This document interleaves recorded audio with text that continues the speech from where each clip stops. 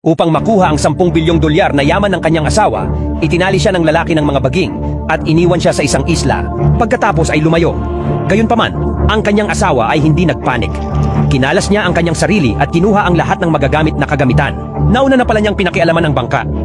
Habang lumalayo ang bangka, lalong humigpit ang lubid na nakatali sa isang bato at agad na naputol ang speedboat. Ngunit hindi namatay ang lalaki. Ang kanyang asawa, isang dating mamamana, ay gumawa ng isang simpleng busog at palaso gamit ang mga sanga at baging na naghahanda na bigyan siya ng isang sorpresa.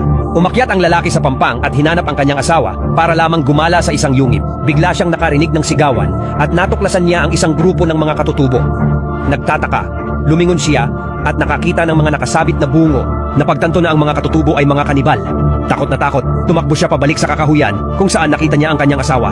Bago pa siya makapagsalita, nagpaputok siya ng palaso sa isang puno sa tabi niya.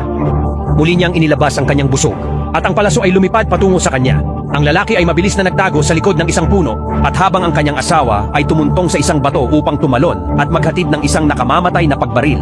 Siya ay humawak ng isang kalapit na patpat upang harangan ito na halos umiwas sa kamatayan. Sa oras na maabutan ng kanyang asawa, siya ay nawala ng malalim sa kagubatan. Kinabukasan, sumilip ang lalaki sa likod ng kanyang asawa na may dalang patpat at inihampas ito sa kanyang ulo. Habang papalapit siya para tingnan siya, nag-trigger siya ng bitag at naiwan siyang nakabitin ng patiwarik sa hangin. Ang kanyang mga sigaw ay gumising sa kanyang asawa, ngunit sa sandaling iyon, ang mga yabag ay papalapit. Itinapon niya ang stick sa tabi at tumakbo. Nang tumingala ang lalaki, nakita niya ang mga kanibal na umaakay sa kanya.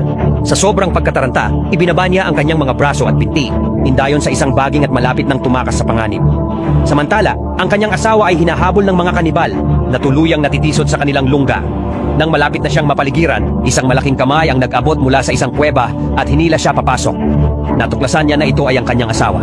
Doon natapos ang kanilang alitan at nagpasya silang tumakas ng magkasama. Gayunpaman, bago sila makalayo, natamaan sila ng mga tranquilizer darts ng mga cannibal. Ang pinuno, gayunpaman, ay hindi nagplano na kainin ang mga ito. Ang asawa ay itinali sa isang tulos, handa ng sunugin bilang alay sa Diyos ng apoy, habang ang asawa ay itinapon sa isang bangka upang ihandog sa Diyos ng tubig. Hindi nagtagal, naanod ang bangka patungo sa isang talon.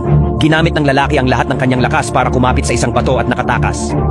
Nagkunwaring kanibal, sumilip siya sa kanilang grupo at sinamantala ang sandali. Sumugod siya upang ibagsak ang pinuno. Sinipa niya ang apoy na nakapalibot sa tulos, sinunggaban ang kanyang asawa at tumakbo. Tumalon ang dalawa mula sa isang bangin patungo sa tubig sa ibaba. Hinila ng lalaki ang kanyang asawa papunta sa dalampasigan. Nakakita ng bangka at matagumpay na nakatakbo